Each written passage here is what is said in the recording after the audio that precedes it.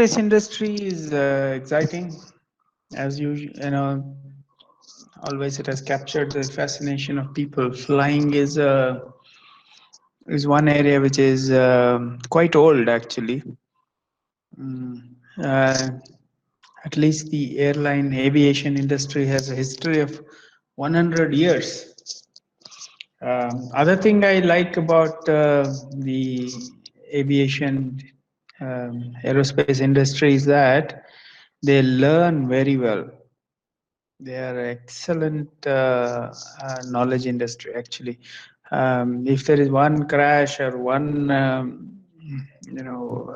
one thing going wrong, they investigate it threadbare, reach the root cause, and then they document their findings in a meticulous manner, and everybody reads, um, learns.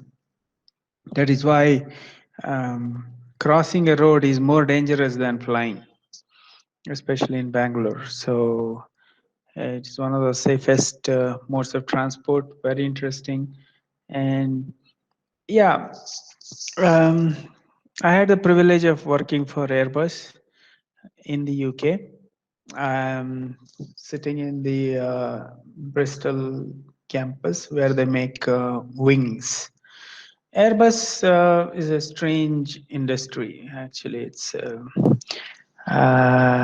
it is made, each aircraft. I had very funny assumptions about the Airbus. Sorry, the aerospace industry. I have no shame in sharing my ignorance. I thought that aeroplane is like a car. Yeah, how does a car is made, manufactured? A bunch of engineers sit together, struggle for a couple of years, they design a car, and once the car is designed, it is manufactured. One by one by one. That is what I thought. The first shocker when I still remember my first day at Airbus. I walked in and I was given a seat, beautiful seat. Left hand side, I can see the runway.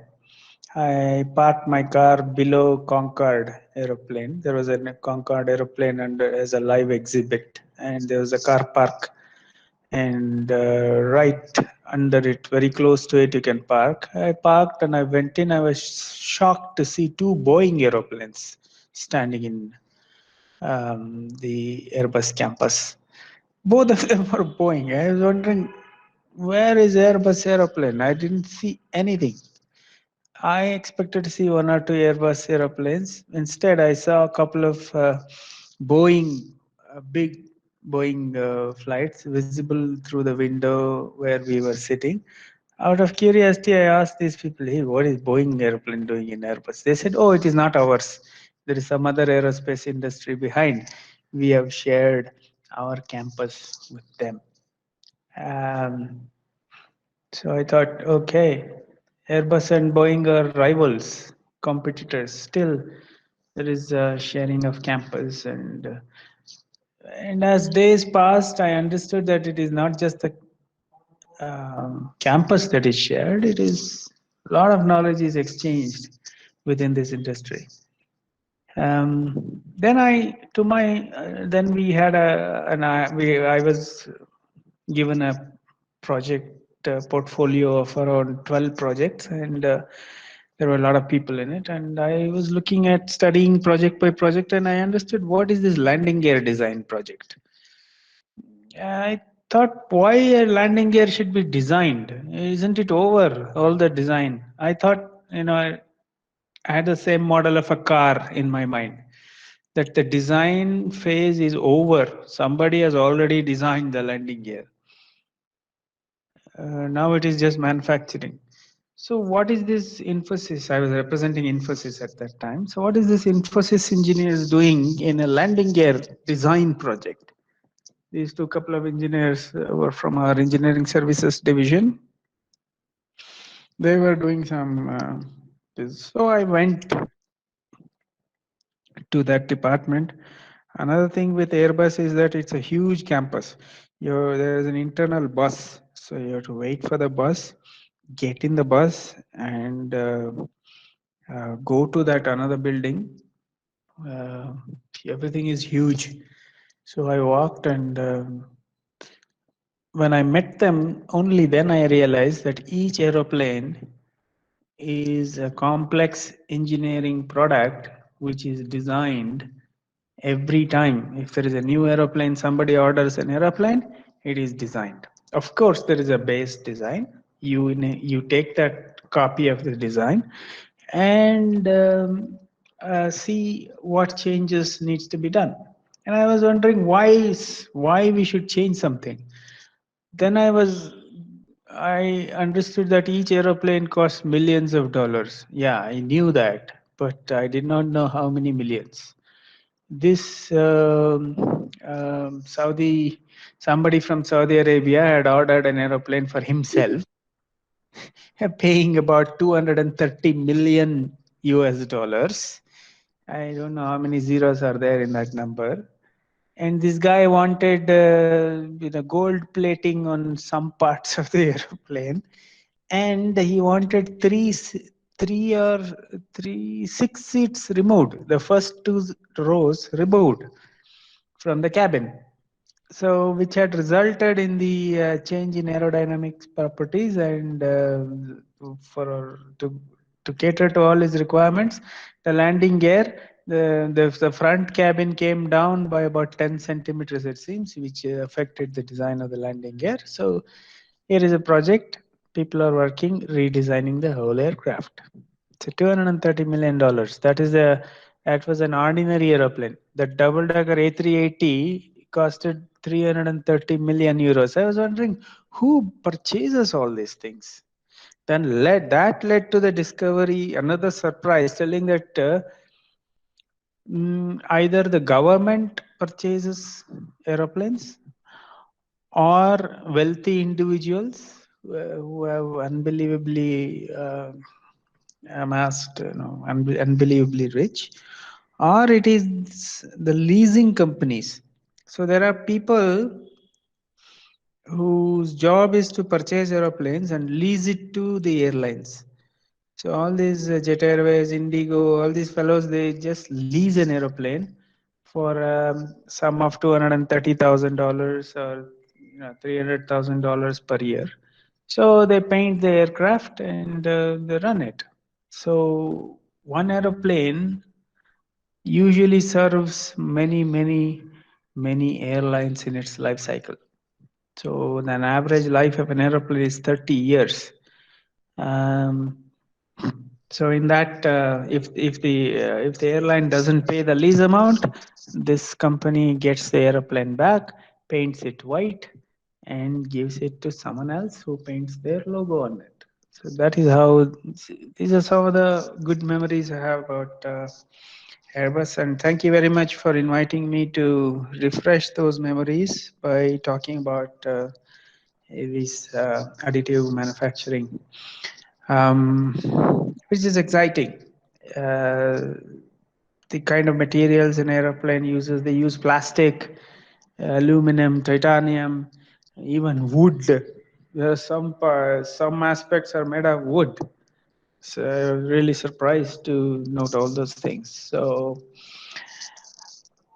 I've put together a bunch of slides. I'll share this slide deck with you after the session. There are two videos I would like to show in between. So I'll paste the URL of that video in the chat window. If you can't see online through my presentation, you can watch that video separately on YouTube. Okay, so I understand that this is the fourth day, and by now you probably have a fair idea of what is this additive manufacturing, 3D printing is all about. The history of additive manufacturing especially in the aerospace industry, is not recent. It is at least 8 years old. At least 8 years old. In the year 2014 itself, Airbus had started serious efforts about the trying uh, this 3D printing. They called it as ALA, additive layer manufacturing or something like that. ALM project was already in practice in 2014. So I'm talking, I was with Airbus between 2007 and 2009. At that time itself, there were smaller experiments on uh, different ways of manufacturing, also different materials. We had the composite, there was significant research going on composites. Um, and we had given engineers into that project as well. And that's the background to this. So this is the, look at this. The history was made in 2014 June, 20th June 2014. The first 3D printed item which you're seeing there on the left hand side, it's a titanium bracket. It was all, it flew actually on a commercial jet airliner. So we are not talking about trying 3D printing, you know, checking whether it works, checking whether it helps, nothing. We simply direct, it was already live 2014, 20th June, it was installed and it flew. Okay, so that's the history. It was made in the year 2014. That's the product that you see. So it is real. It's not a fantasy. But the 3D printing is contributing to 0.04% of the manufacturing effort. So it is not a mainstream yet. We are not even 10%, 1%. It's only 0.04% of the manufacturing is being done using 3D. So look at the enormous opportunity that we have on hand. Yeah. So 2014, 6 years. So we are in the 7th year of making this history. Okay. See, along with the 3D printing came digitalization. That's another advantage. Look at these three fellows again related to Airbus. These guys helped virtualizing the design. What does it mean? It means that you need not sit in one place. The designers need not sit together. The component manufacturing place and the designing place can be far off. Usually, how Airbus works is they make the wings in the UK, England. They make the central body in Hamburg, Germany, and they make the tail in Spain. They make the front cockpit and all the electronics in France, Toulouse. And then they fly all these things inside a huge aircraft called Beluga. Let me show you the picture of Airbus Beluga. It's a very, very interesting aircraft. You should look at it. It's so huge. It's a double. Look at the odd shape. Beluga is a species of dolphin. Okay, so this is an aeroplane that carries other components of the aeroplane. Look at this. They are putting a fuselage of an aeroplane into Beluga. So the front, the top part opens. They put this part in, and then this flies to France, where they do the assembly. So nowadays they're manufacturing in China as well. So this thing carries the aircraft components. Look at this. It is carrying the front fuselage part somewhere. okay, to the manufacturing. It is so huge, unbelievably huge. I have not seen it myself with my eyes, but you can see here. Look at these few fellows standing here. So this is what this is the wing. Wing is made in UK. So they are putting the wing inside this Airbus Beluga. Okay. So look at the effort that goes in, and imagine the car. Okay, this is the Beluga dolphin. Uh, so it looks similar. So they have named it as a Beluga. So look at the Airbus has many of Belugas. We can see 5 things here. How much it costs? Can you imagine making aircraft components and carrying it around the world like this? That is why an airplane costs 200 million, 300 million, uh, like that.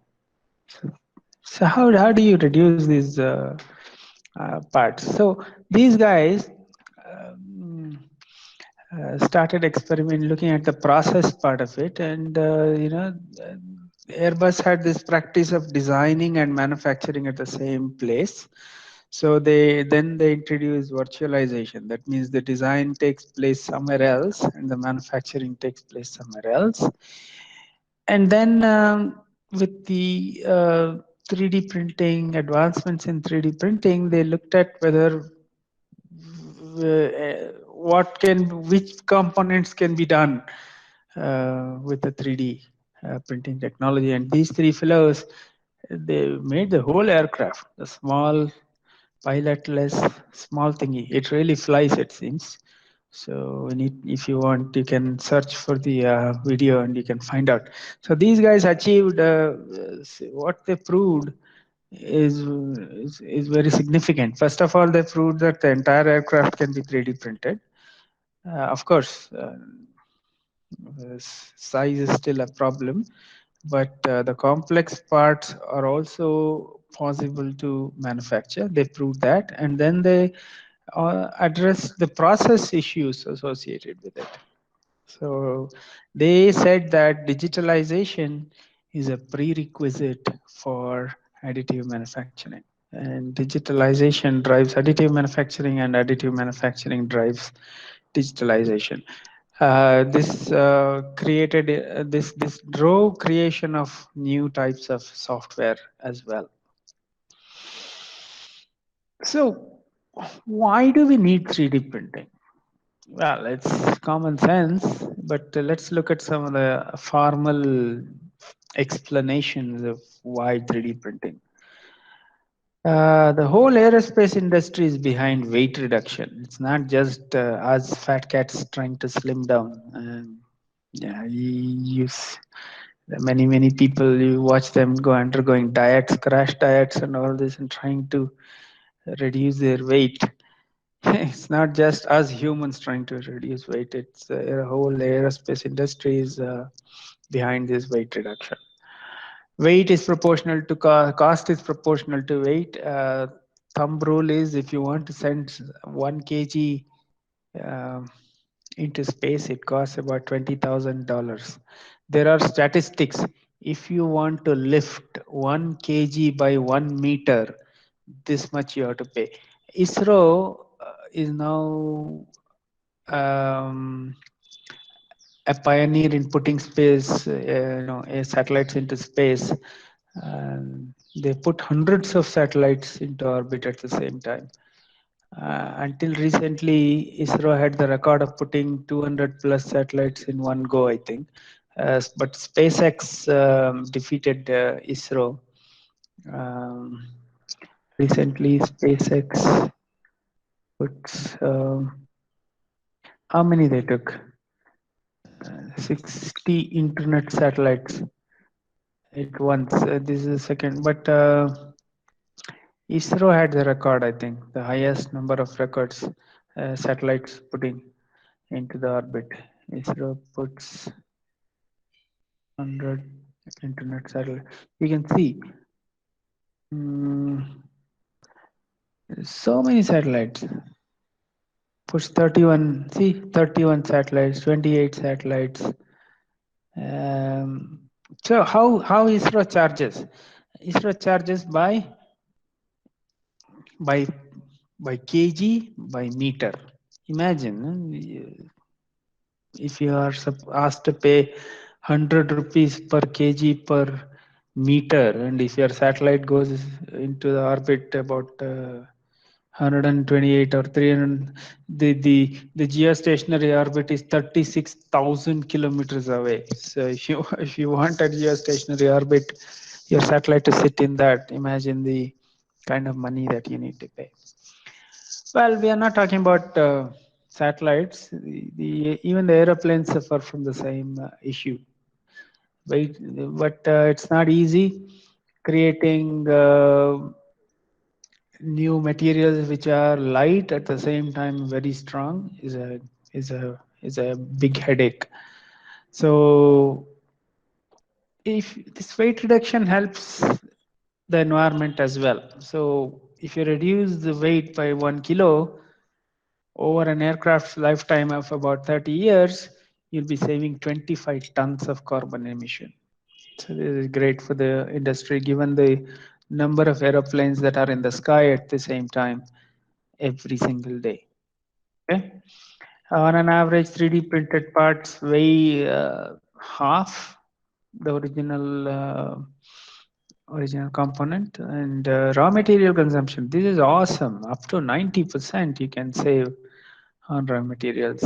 So the cost goes down dramatically. These are these cost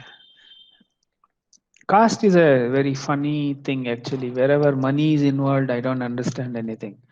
And the stock market is one of the things that I've never understood. It's organized gambling. On one hand, we say, oh, gambling is illegal in India, and then we have the stock market. I don't understand money part of it. So when they say raw material cost goes down by 90%, though it has very least impact on the net cost. Something else goes up. The design cost goes up, maybe, or the profit percentage goes up. This is a crazy world of money. So don't take that part seriously. Definitely, some genius accountant will find a way to make money out of that 90% saving. There are consultants who say, "Oh, I'll save you 90% of the cost, but you have to give me 50% of it." So the net saving for the industry is questionable. But yeah, the cost saving, the raw material consumptions goes down definitely, but the associated cost, somebody has to study that. The other thing is, I am not an expert in this part. The people are trying to get the carbon out of the aerospace industry. Why is this decarbonization? I don't understand because I'm not a I have very limited knowledge on material science actually. Why is this decarbonization? Um, they talk a lot about this. Maybe you can do that research on your own. They say that 3D printing helps decarbonization, that is why one of the reasons, often quoted reason for supporting 3D printing. Does anyone know in the audience why is this carbon? What's wrong if there is carbon in the whole thing? I don't know. So if anyone knows, maybe they can take a couple of minutes to explain this decarbonization. Just let me know. Type it in the chat window, and maybe the coordinator can, uh, uh, allow that person to speak for a while, explaining this point. Yeah, for now we will continue, but please let me know if you can shed light on decarbonization. Just out of curiosity, I'm asking, what's wrong? What is the sin made by this carbon? Why are we are carbon? We are made up of hydrocarbons. So when humans are perfectly all right, why we don't want carbon in the aerospace industry? Just curiosity. Okay, I have put together a couple of videos. So let me let me stop sharing and I'll type the URL of these two videos. Please watch it.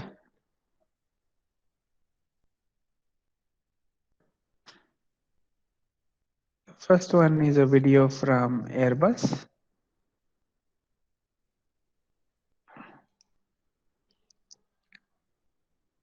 Okay.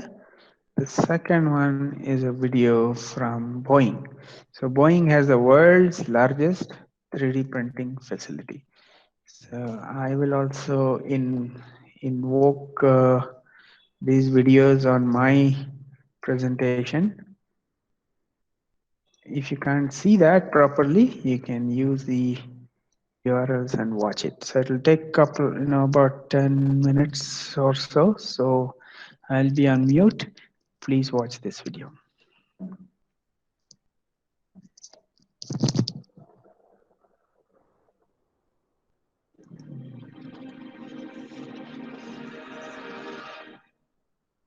From the outside, this building near Hamburg provides little indication that one of the most exciting projects currently underway at Airbus has taken place here.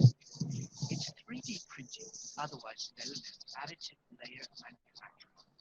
These remarkable printers are able to produce metal printed parts for the whole range of Airbus aircraft, lighter, stronger, and potentially substantially cheaper than making at the moment.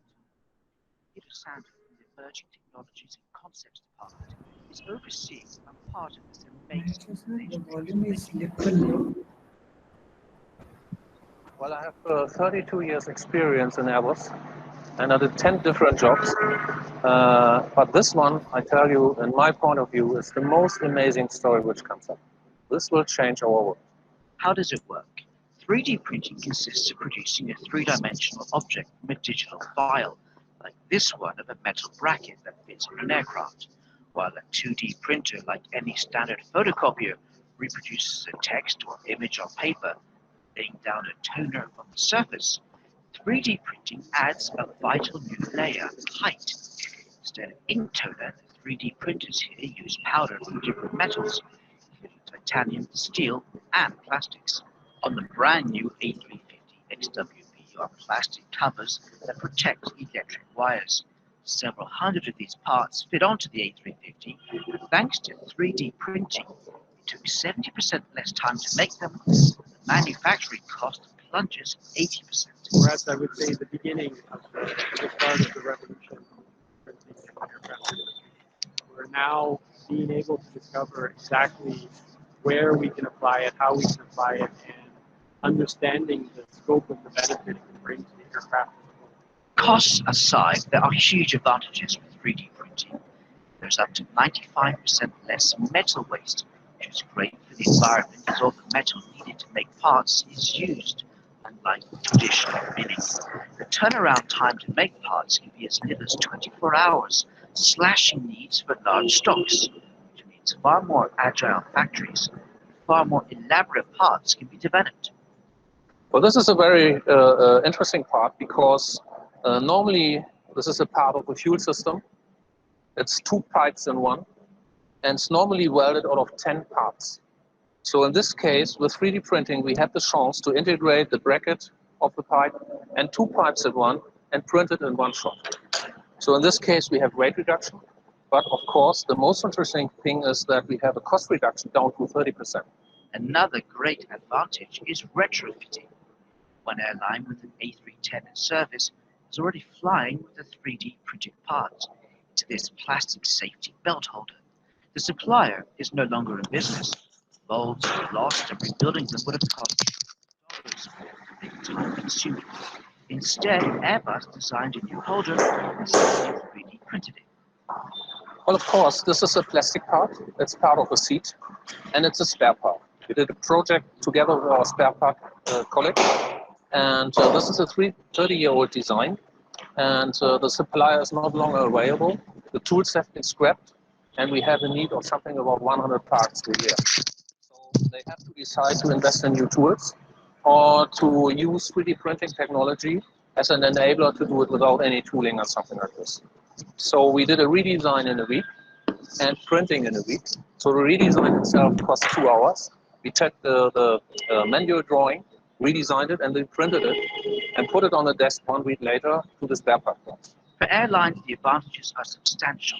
Finding spare parts quickly, just a printer away, and of course, lighter, stronger parts on board means massive weight savings and lower fuel bills. In the long term, 3D printing could reduce weight on each aircraft by more than a ton. For the airlines, the biggest benefit I would say today is the weight we reduce from the aircraft. Reducing the weight, we're not only saving costs on our side, but we're also introducing a way for them to improve their fuel burn, save money on their fuel, improve their revenue, and operate the aircraft more efficiently. The first commercial flights with metal 3D parts are expected by 2016 and mass production by 2018, with 30 tons of metallic parts printed every month.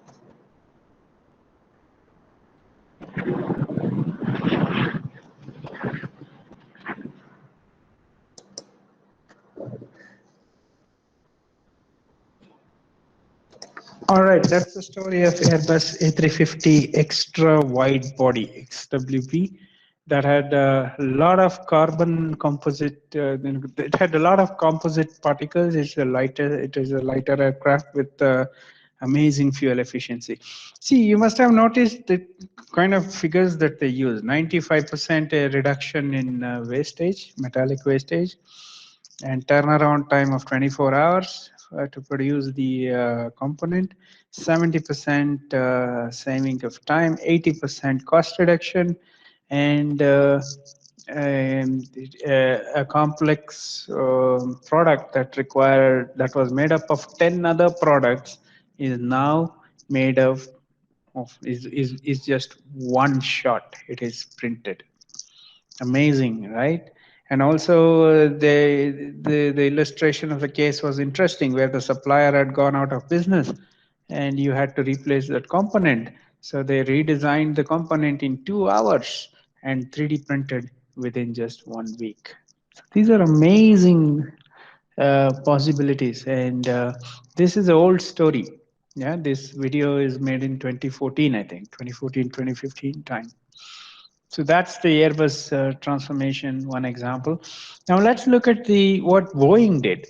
They did a world's largest 3D printed object.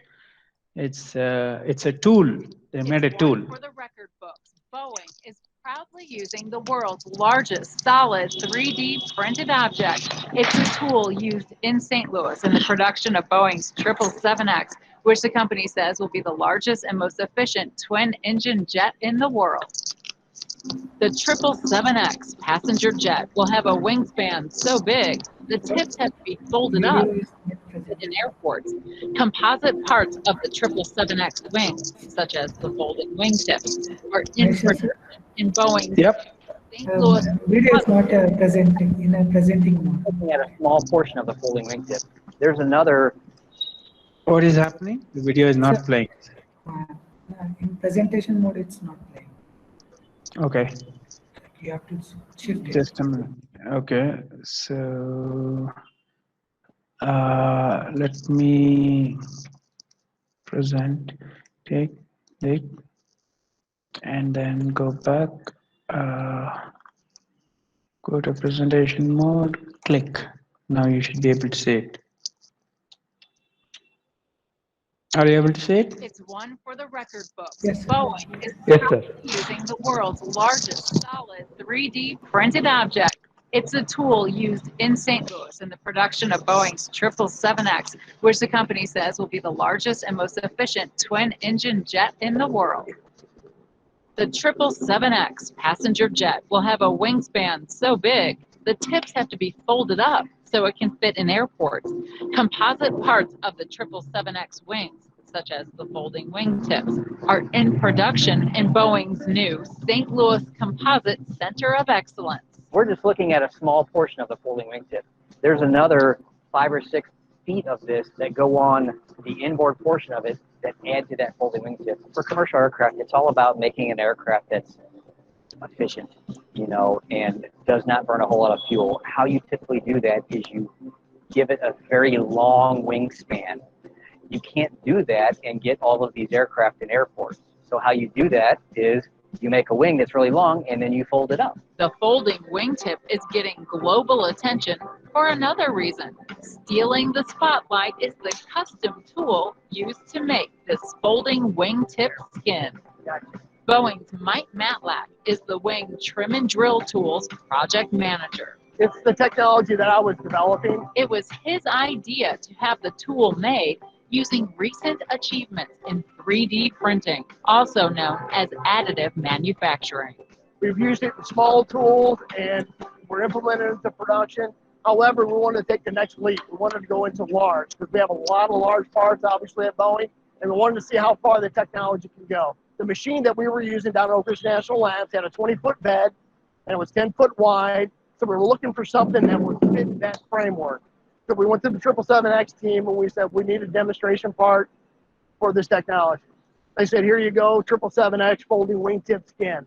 We said, okay, we'll take that on. It was done at the Department of Energy's Oak Ridge National Laboratory, saving energy, time, labor, and production costs. One of the obstacles that we had to overcome was the pure size.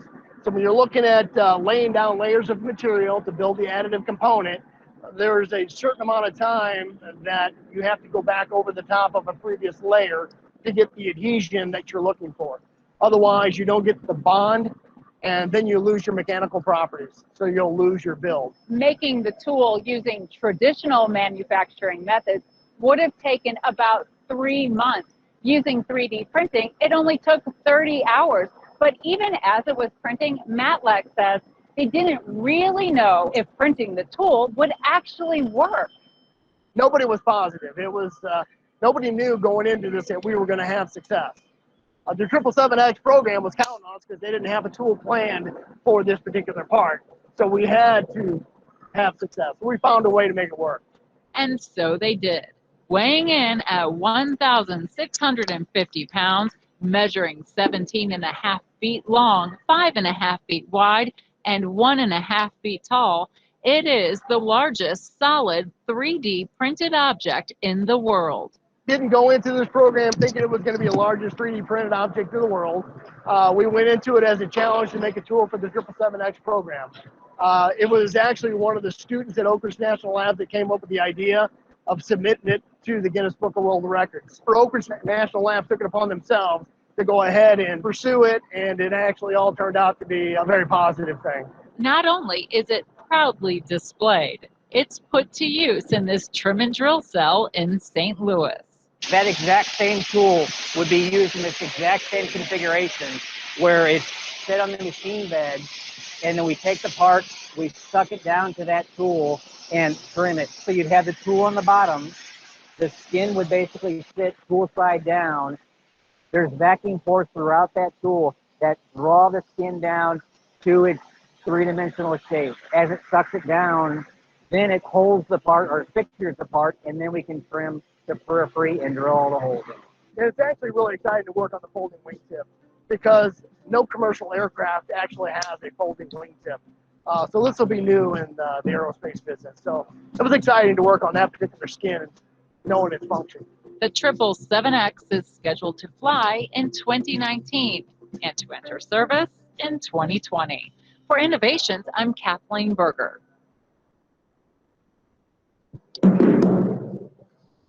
So that's the story of Boeing. Just summarizing, Boeing 777X is also called as a Dreamliner, and it is so innovative. It's a competitor for A350 of Airbus. It is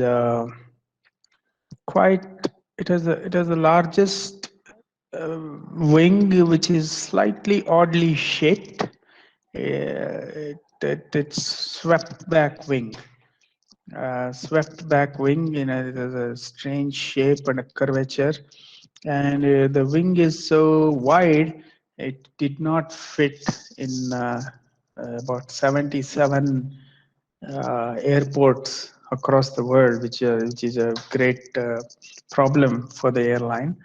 So what they did is they thought of giving this aircraft the wing it requires, When it comes to the airport, they said it can fold its wing at the edge, fold it like this so that it fits in the within the airport. Now, to make this part, this piece, they needed a tool.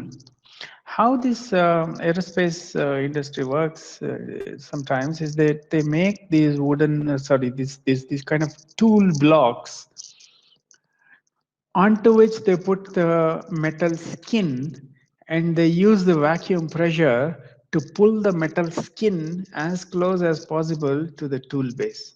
So it will take the shape dictated by the tool block, and while the vacuum pressure is pulling the metallic skin, the drilling, trimming are all done while the vacuum pressure is holding the skin close to the tool.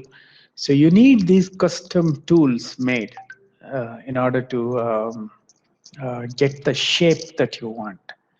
Okay, so this was the story of a custom tool, world's largest one.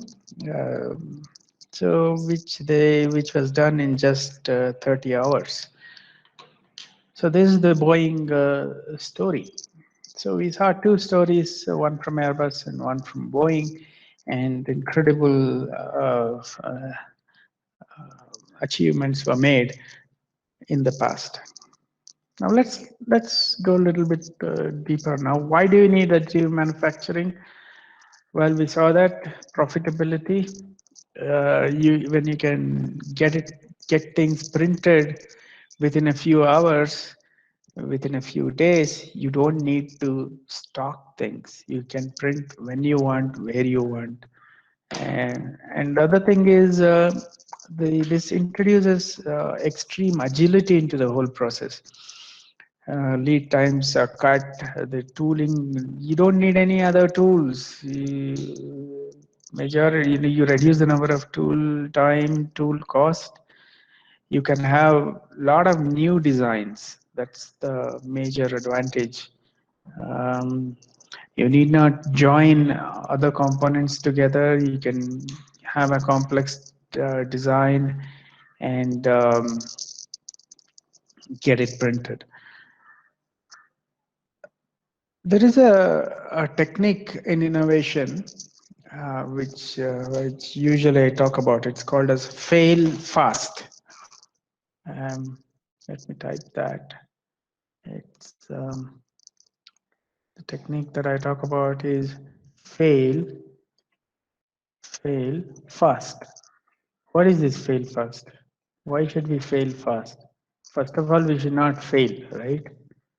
That's not the true story in innovation. In innovation, you need to fail many times over, learn from each failure, and build the right so that you will build the right solution. So if your innovation takes 10 rounds, that means, let's say you're building something in which you will have to fail 9 times, and then succeed once.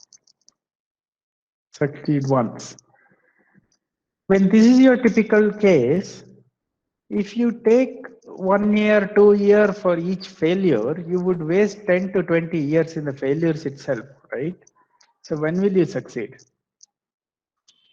See, Edison failed 1999 times, it seems. So he got the light bulb right the 2000th time. These are stories. Edison is dead now. We can't ask him how many times he had failed. Even if it is 199 and 200, doesn't matter. See, look at the number of failures, 199. If you take 6 months each, then then you need 50 years of failure before you hit the success. So you need to fail fast. Try. Failure. Okay, fine. I did prototype 1, failed. It should be like this, prototype 1. Okay, failed. Okay, I lost 10 days. Okay, prototype 2, failed. Okay, I lost 13 days. Okay, prototype 3 failed. Okay, I lost 7 days. It should be in few days. That is why we say this is the technique we call as fail fast. Go, check. Be very quick in prototyping so that you reach this success as soon as possible.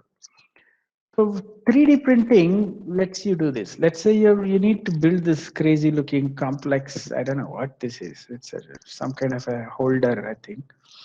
This eye socket kind of thing. You are trying to make this thingy. Maybe it needs 5 iterations. So print it, check it, fail. Faster and faster and faster. That is enabled by 3D printing. That is the awesome advantage. It's not just see, there is a cost to all these things. Let's say if you are designing a complex product and it takes 10 rounds of innovation, that means 9 failures and 1 success. You need to have the design team engaged for 9 failures and 1 success, right? Which could take years and years. Imagine the cost. The most expensive component in any system is the human being.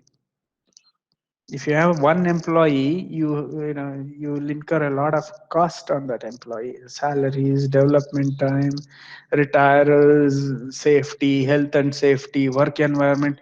If 1 human being is waiting, I have to create oxygen, provide AC, put the light, so many things, right? So there are so many layers of cost. So the faster you fail, the sooner you can innovate. This looks like a very crazy statement, but if you are an innovator, if you are actually trying to do something, you will understand what I'm saying. Without failure, there is no success.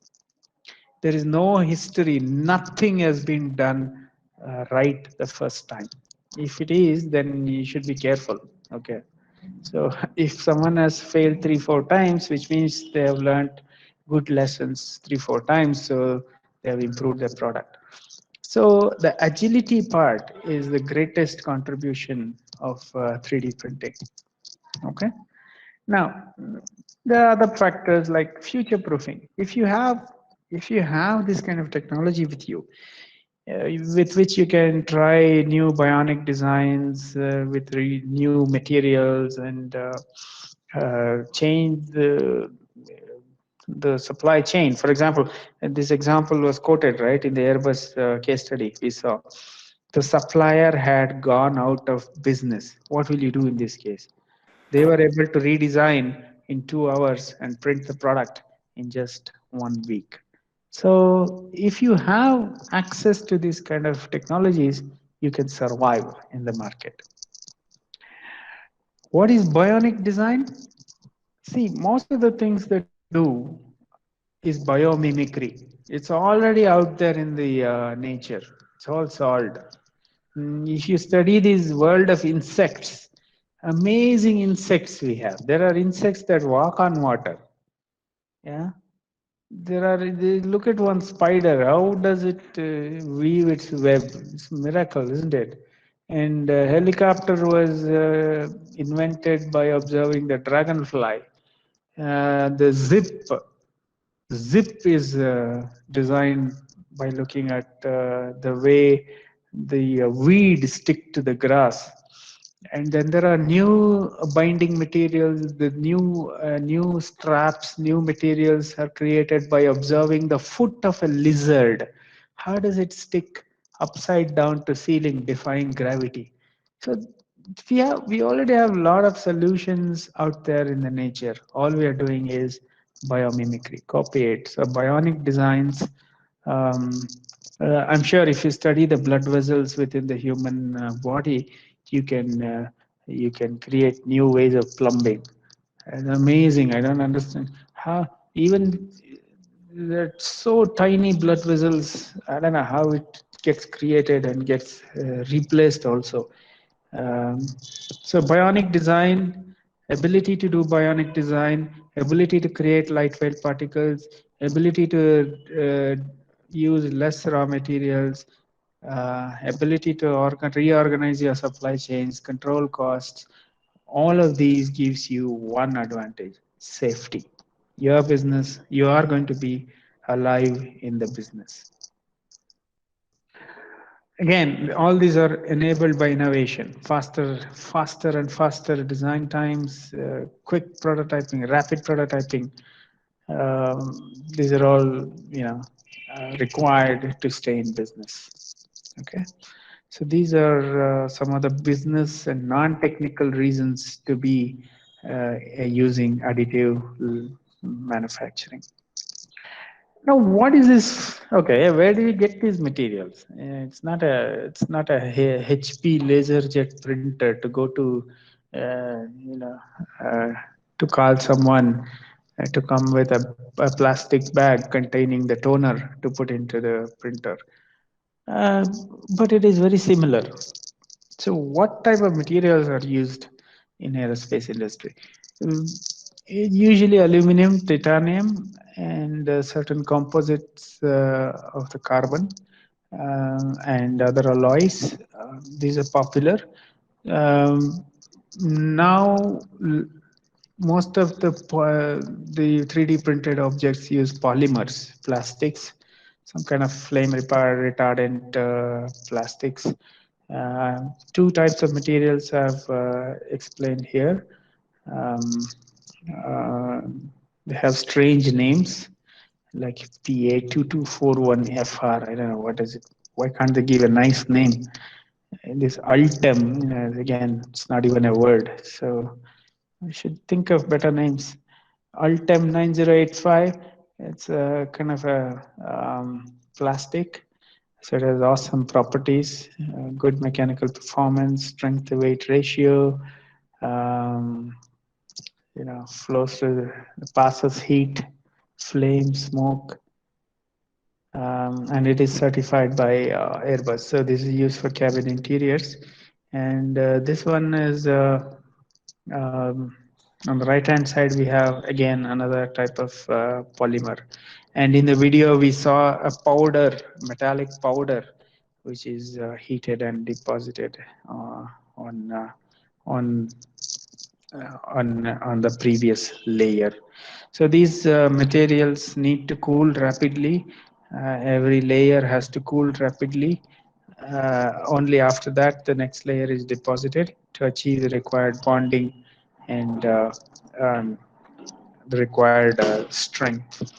So this is a huge area for research. If you have students begging you to suggest research topics, ask them to go into material research because a lot of new materials we need to invent for achieving better and better uh, end products. This is a fascinating area uh, which is still open for research. Okay. These are some of the materials. Now, let's continue. Okay, where do you use the 3D printed materials in the aerospace? Um, Either we can categorize into two parts. One is the functional component, the other one is an aesthetic component. Interior design is very, very important because that is directly proportional to um, the the passenger comfort. I don't know whether you have. Next time you fly in an Indigo aeroplane and a Spice jet, you compare your travel experience.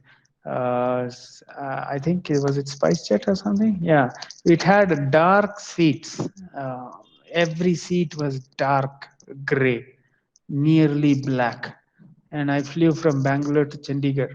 Usually, I take Indigo, which is it gives you it's all everything is white inside, and it gives you a feeling that you are sitting in a open space, and it reduces your anxiety, and it makes things a bit comfortable.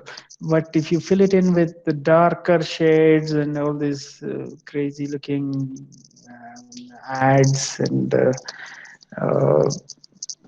you get a feeling of crampedness, and that brings in a kind of anxiety, and doesn't make your travel comfortable.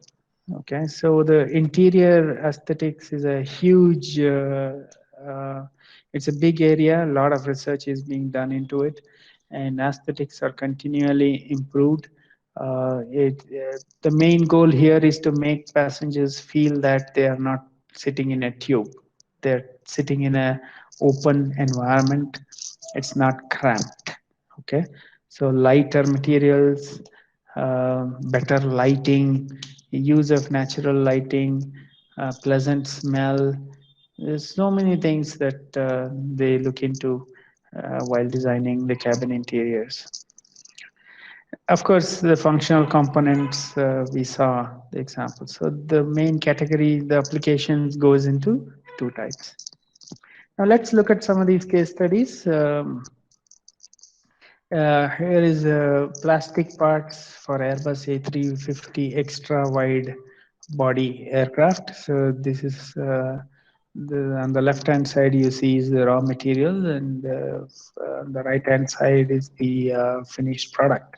So what Airbus achieved is this is called as a Bionic panel, and they were able to reduce the weight by 15%, and the process they used is fused deposit modeling technology. This is one case study. Similarly, this is titanium inserts for satellites. The previous one was for an aircraft. This is one for a satellite. Atos is a design company, so they used this 3D printing using titanium, an alloy of aluminum and titanium. They achieved 66%, nearly 2/3 of weight savings. The original bracket was for 1,454 grams, and now it came down to 500 grams. And also, see, the problem is this thermoelastic stresses. Imagine launching these things at a speed of 11 kilometers per hour to escape from the Earth's gravity, and taking it all the way, to 200 to 36,000 kilometers well into space, and then expecting everything to work perfectly after so much of vibration, so much of heat changes, so much of mechanical pressure, stretching and compression. It's not a joke. So these 3D printed materials, they showed excellent thermoelastic properties, it seems, and they were more resistant to the thermoelastic stretches and stresses, which increase the lifespan of the bracket. This bracket just holds other products. So that's the application of this bracket.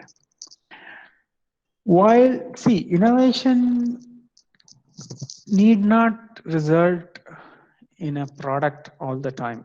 There are invisible things in innovation as well. For example, a technique, a methodology, they are also innovations. Not many people will see that, and of course they are intangible. You can't touch a methodology, but it is an innovative work output which will help the company in the long run. So while Atos designed this component, they developed new techniques called topology optimization and lattice structured design. So you see these vertical small things. That's the lattice. It's more visible in the previous. Yeah. Yeah, this one. See, there is a inside. It's not hollow.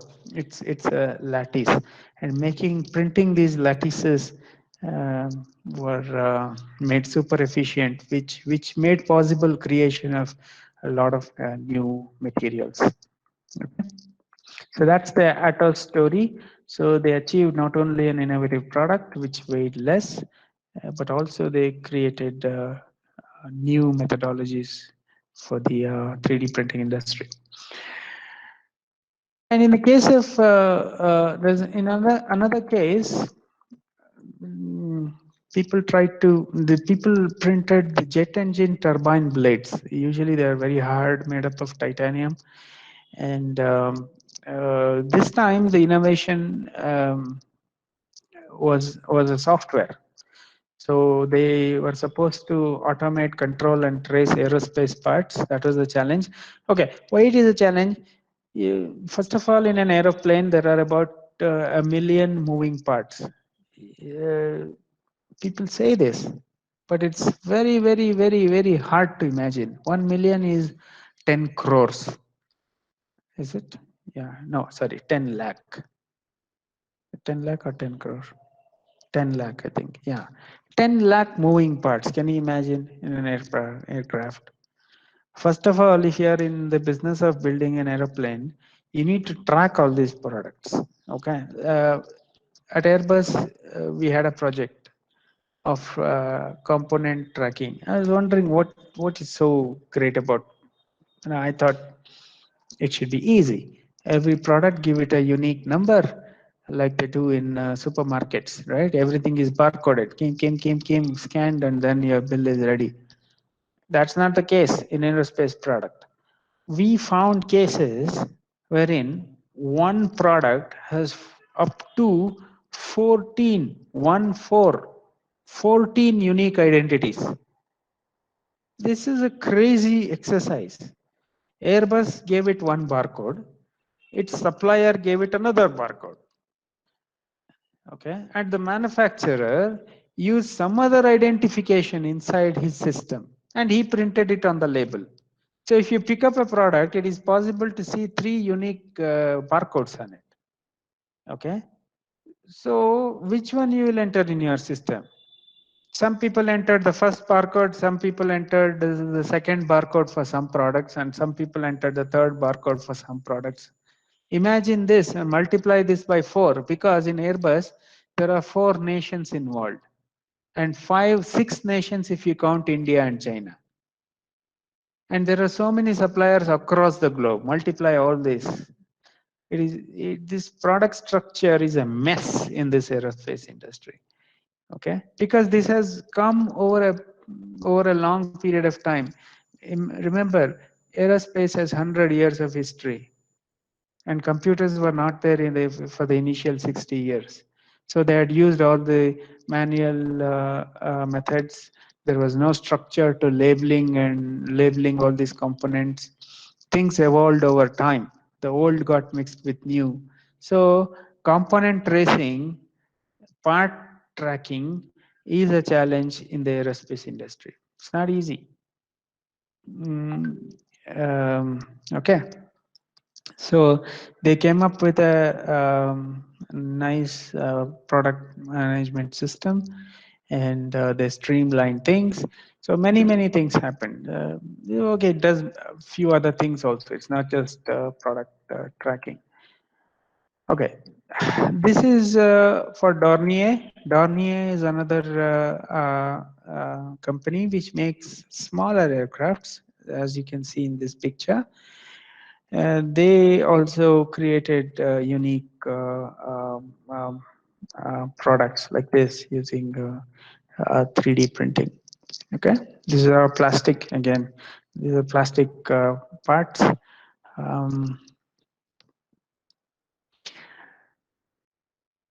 Okay, it's not. The story is not just about products. There are processes also. Wherever you put a human, things go out of control, because humans are capable of independent thinking, right? You are seeing 3 people wearing same red color pant at the top left corner. It is possible that each one will follow his own process, unless there are standards, processes, checklists, specifications, and all these things.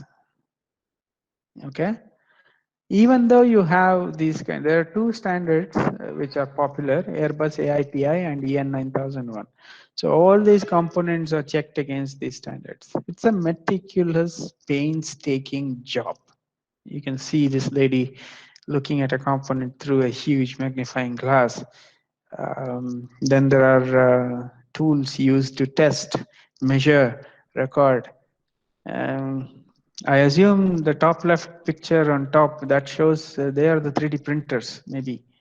And this lady is checking the quality. And this guy, the 3D printed parts are also going into the engine, not just the fuselage or the wing. Engines are the most expensive, excuse me, most expensive components of an aircraft, for the right reasons. They contribute 25%. 25% of the aircraft cost goes into the engines, and Airbus doesn't make engines. That's another problem. It's made. I don't know whether it's a problem or not, but it's made by other company, Rolls-Royce. So Rolls-Royce creates the engine which has to be brought and assembled, right? So the supply chain extends to major components like engines as well. So the quality processes that are followed for an engine and the whole aircraft, there has to be compatibility, and then everything should work together. So these standards must be extended for 3D printing as well. Okay. So is everything great? So far we have heard a lot about the success and greatness of 3D printing. So isn't anything wrong in 3D printing? Are there no challenges at all? So there are Deloitte did a study, and they identified 5 major challenges related to 3D printing in aerospace industry. Okay. So the first challenge is the size limitation. So large odd size products is still a problem. If 3D printing is so great, why are we not printing the whole aeroplane with it? It's not possible because we have size limitations. We saw this example in the second video wherein Boeing had printed 17.5 by 5.5 by 1.5. That was the size of the solid 3D printed object, which created a Guinness World Record, right? So even now it is a problem. Why is it a problem? Because of the intricate design. It's possible that things are complex. The designs are complex. You don't have human beings capable of doing that kind of design. You need to invest a lot to create a designer. Okay, and this British BAE and Cranfield University in the UK, they are trying to work on this challenge to overcome size limitations. The second one is consistency of quality. The strength, the end product is assembled, is created by repeatedly depositing the material in multiple layers. So once a layer is laid down, you have to wait for a while till it gains strength, and then another layer is deposited. The strength is not uniform. If the strength of layer X, nth layer, and the n plus 1th layer may not match. So that's another issue here. So especially in the metallic additive manufacturing systems, the accuracy of deposits and the finish is about 30 to 40 microns. Okay, but the aerospace tolerance is less than 10 microns. So you have a lot to do there. So that is another major issue here. Then the scalability. Okay, this thing can print one component, and we have heard stories that it will take up to 24 hours to print a component. What if you need 300 of them? So it's not easy to scale up. But then you can't have two printers because you need enough jobs to keep both printers occupied throughout the year. Otherwise, you are wasting money. So concurrency has to be brought in. But then how do you scale? And then the demand is not very clear. Today, if you are in the aerospace business, today you might require, you don't know which component you will require when. So you need to have good prediction about the products that need to be created. On one hand, you have the manufacturing workload. On the other hand, you have the replacement workload. One of the characteristics of aerospace industry are the stringent checks that they do before and after, before takeoff and after landing. People go around the aeroplane holding a torch, checking whether this is there or, I used to, it used to look funny to me. This guy goes around tapping the tire, touching the wing, and looking at this thing as if he's checking whether the aircraft has all the components or not. That is called as an A check. That's exactly the check that they do, A check. Is everything all right? Has anything fallen off? Do we have all the component? A check is done before every takeoff and after every landing. Then there is this B check. B check is a bit more serious check. It is done frequently, typically once in 3 days or once in a week, depending on how many hours the flight has traveled. C check is even more stringent. Every 5,000 hours of flight, they remove the aircraft, they disassemble the aircraft, they remove the seat, they remove the wiring, they remove everything, and they check everything and then put it back together. See, this is done after every 5,000 hours. So C check is very, very stringent. So every time you do a check, you may have to replace certain components. Okay. So you don't know. You need good prediction to be able to to remain ready for the demand that might come from the maintenance side. Okay. Then all said and done, we are playing with only few materials. Aluminum powder, titanium powder, and few other composite powders, and a few types of polymers.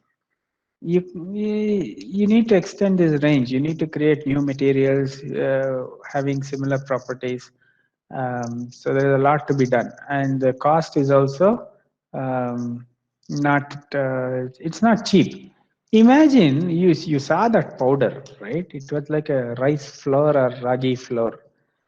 You imagine the metal has to be grounded and converted into that rangoli powder kind of a thing. Yeah? How much energy you need and what kind of grinders you should have.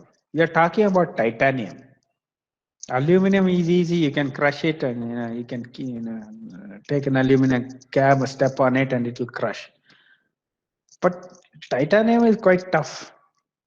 To reduce that to this rangoli powder kind of consistency, you need a lot of energy, isn't it? So there's a lot of issues there. And the fifth challenge is the multi-material capability is still not there. Either you're printing with aluminum layer, or you're depositing a titanium layer, or you're depositing one polymer layer. This mixing multiple products and the simultaneous deposit is still a challenge. Okay, so these are the 5 challenges according to one analyst. Okay.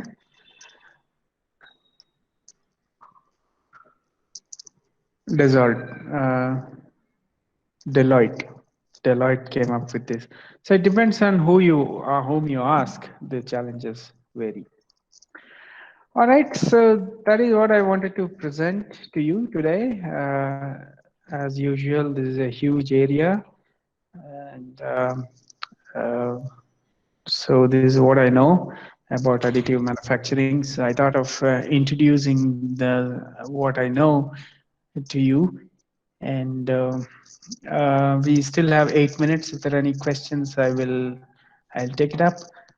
I'm looking at the chat window now. Um, there's an answer to decarbonization. So that is used for the process of reducing carbon dioxide output from the country's economy. Decreasing. Yeah, this I understand. This is called carbon footprint, right? Carbon footprint. My question is why we don't need carbon as a material in the aeroplane. That was my question. For example, we have this. See, this A350 extra wide body has carbon layers, right? A350 XWB composites. If you look at the composite materials, what did they use? Aluminum, lithium, titanium, steel. Yeah, look at this. Aluminum, lithium, titanium, steel, and other materials. What is this decarbonization? Why? I understand that carbon footprint, carbon dioxide reduction, and all. Thanks for this answer. Any other questions? Anyone? Audience, any other questions? Any questions you want to ask?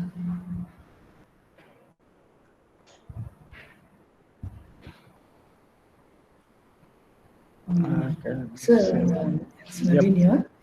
Sir, you have given a good information about what are the challenges in 3D printing. So, but my question is, what are the challenges in India for establishing 3D printing manufacturing sector or starting a manufacturing sector? You may be knowing some of the persons who are building startups. Could you highlight that? Yeah, good question. First, let me give you the good news. I'm typing that Airbus is investing in Karnataka. In Karnataka, that's the good news. There's my team member who was my junior. He was in my team. Um, his name is Uday Shankar, Mr. Uday. He's now working for Airbus, and he tells me that two startups, one in Koppal, the other one near Belgaum. So Airbus has invested in these two startups, and they're manufacturing components. They're receiving the raw material from Airbus because raw material is available in India in abundance. The problem is the quality of the raw material is not good. Okay, so they get the raw material from Airbus, they make the component and they ship it back to Airbus. So the first, many challenges. First challenge is lack of awareness. How many people know about 3D printing? It's not. Is it a part of the syllabus, or is it an elective? People hardly know about these things. But how many of you were surprised to know that the Airbus had already flown a 3D printed object in 2014 itself? I'm sure most of you were not aware of that. So first challenge is lack of education, lack of awareness.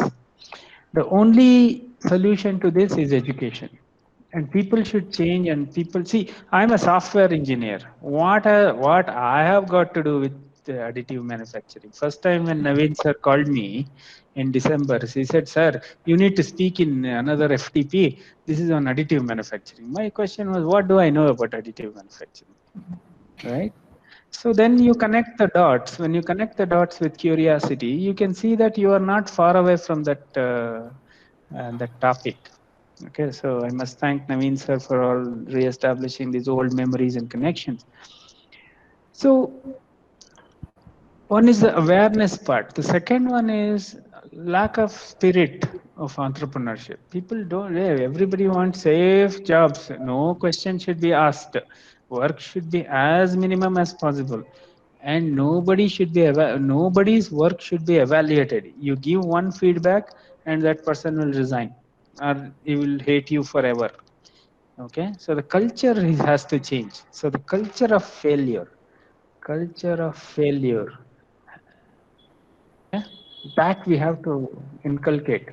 Failure should be accepted. In our industry now, once you fail, you are gone. People will bury you. That as a culture we have to change. Because of this, failure is not well accepted. People do malpractice. They fabricate the data. They are not serious about the process, so they miss out on the larger thing. Third one is government support. Government, this I'm very critical of this government. All said and done, we can't get 1 rupee out of them. They say they have 30,000 crore for startups. So we are asking, give us the 60 lakhs. We want to do something. No, it's not possible. You have to show 3 years of history. See, you can't even fill the form to apply for that grant. It is so complex. Yeah, so the government issues need to be resolved. India can be a great manufacturing hub. Okay. Sorry, what was that the question you asked? Yes, sir. What Yes, was sir. that? Yes, Okay, and then lack of, and material quality. Material quality is poor. That's another thing. Raw material quality. Poor raw material quality. That's another reason. That we need to see. Coal is abundant in India. India is the largest supplier of coal, but our the fuel efficiency of our coal is around 60% or something. So we need coal refineries. We have so many materials, raw materials. We are very rich, but who is mining titanium? Who is producing aluminum except Jindal and all? For everything, we depend on countries like uh, China and all. I think we need mild dictatorship. Okay, we have too much freedom in India. That's my personal opinion. Don't put me in jail because of that. It's everybody is free. You can talk whatever you want, do whatever you want. No respect for law, whatever it is. Yeah, some kind of control we need. These decisions should come fast, and things should improve. And the other thing is better engineering education. Okay. People don't know about aerospace. How does an aircraft work? What is this? What materials are used? That natural curiosity itself seems to have died in these youngsters nowadays. But then my dad tells me that every generation is like that only. We were better than you guys. You are blaming your next generation. I am blaming you guys. Okay, this is there are many challenges. Then also India a perception problem. Another problem, another issue. People don't look at India as an aerospace hub. Okay, people look at India for only services and mental work. Okay, there is a joke, Indian slave. That itself is a joke, it seems. Two words, the world's largest, world's shortest joke. Shortest joke equals 2 words, Indian slave. That means no Indian, an Indian is not known for hard labor. Okay, so Indian slave in India is known for more mental work, services, accounting, software, these kind of desk job wherein we sit and work and grow our tummy and don't apply our minds. So the perception of India as a manufacturing hub, a design hub, um, product creators, the government has to do a lot of things. We have to write a lot of case studies and change the perception of India. So these are some of the challenges if you ask me. Okay. And all these banks should be able to lend money. That's another thing. Banking sector must be, beaten up. If you ask me, they don't see. They don't give any money. 3 years you have to run the company. It seems. Then they will give you money when I don't want. So if I want to take a loan from the bank, I have to prove that I don't need the loan. What nonsense is this? Yeah. So this banking sector, if you beat them up and bring them under some control, make them lend properly, maybe they can kickstart the economy. Where is money? There's no money in startups. They want all innovation, and innovation doesn't come cheap. Huh? So that's another thing. Okay. Yes, yes, sir. Mr. Rayappa Srinivas Male agrees with your point. Okay, that yes, in India there is a government regulations for R&D activities, so most of the research and innovation is still on paper. Nobody does research. I can say that. All these big public sector research units are useless. Look at their blogging. Have they published anything? How many patents they have got? Bharat Electronics, BHE, every R&D sector they have, no? How many products, how many things they have brought out? Hindustan Aeronautics, National Aerospace Limited, Defense Research, DRDL, DRDO. Compare them, bring out their collective outputs. It's very, very less, right? Okay, there is one solution from Mr. Saurabh Anand. He says carbon is removed maybe to reduce the brittleness of the. Yeah, this brings about one more point. Sorry, I know time is up, but I have to mention this. One of the major problems in 3D printed component is the fatigue. Okay, they have a fatigue problem. What is fatigue? Over and over, it is the behavior of the material after n number of cycles of usage. In 30 years, an aeroplane performs at least 14 takeoffs and landings.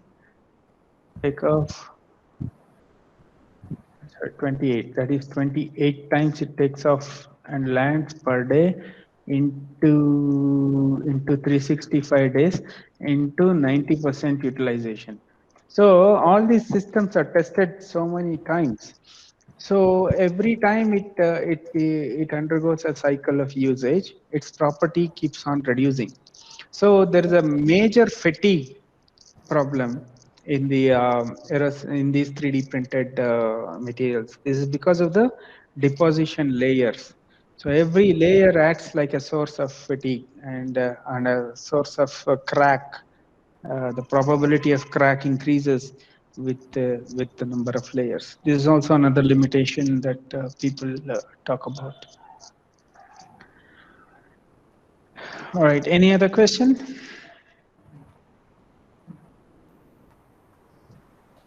I think there are no more questions. Thank you, Mahesha sir. So, I would like to thank you. It was a very informative, and the case studies which you highlighted are very effective. And one more thing, not from your domain, but also you put your effort to show us that we can do it by our sharing our knowledge or getting through or going point by point, and emphasis to that innovation is going to drive the product, and that is the need of the hour. So repeatedly asking you to join these sessions. I might have troubled you a lot, okay, but It's a welcome distraction for us also. We'll be always building proposals or yelling at employees. and sir, can you tell about your company little bit so that uh, we okay, for educational field how you are helping? we are putting out many solutions for the education. We are introducing things called as research governance system. So if Niti Aayog introduces this, you can blame me for it. Okay. So I don't know. I'm bringing out a portal to control the quality of higher education. As I have observed, people are doing research in similar areas. So to tighten that and to improve the to link the individual research to national research objectives, we are putting together a solution. That one we are doing. The other one I'm doing is a product called Lyrica. This is to help literature review. So that's the second product we are doing. And the third one we are doing is we are creating education content, okay, for especially engineering students. For example, in the first semester of engineering, after forget all this 12th, 11th, and all, people write JEE, NEET, and all that they do, and then they start their engineering education. Suddenly, all the help that they were getting collapses, right? Have you heard of coaching centers for first year engineering students? One or two lecturers might be running. Suddenly, nobody wants coaching. Until 12th, everybody wanted coaching. 5 o'clock, it used to start in our days. We used to go to houses of our lecturers at 5 in the morning, sit and study, come and study. All that disappears in the first year engineering. Fourier transformation, the differential equations, all these. In the class, some people, some lecturers are good, so they teach with a lot of passion. Otherwise, people are left on our own. So we are creating content for higher engineering courses so that people like Baiju can purchase that content from us, so that you will have animation and beautiful explanation of all these advanced concepts. For example, IGN value. What is IGN value? Why is it required? Even when you are doing PhD, it comes up, right? So we are making a short video about that, and also these are some of the things that we do for the education. Okay, sir. Thank you, thank you, thanks a lot. So, hope many faculties will be getting to you, contacting you, and getting benefited from you, sir. Sure, anytime. Yeah. Any, So we are going back to SIT and we're introducing a new course. You will learn about it very soon. So we are writing the syllabus, the textbook, and we are going to teach once as well. So we are doing a lot of things in the education sector. okay, So sir. whoever wants to connect with me, they can just use my email ID, rhytify.com, and this is my phone number, 9845605056. So you can contact me anytime. If you are in Bangalore, come down to National College. We have a beautiful development center. Visit and keep in touch. Yeah. Okay. And Thank you. thanks for inviting me. Yeah, it was a Thank you, sir. pleasure. Thank you. Thank Thank you. you. Thank you, sir.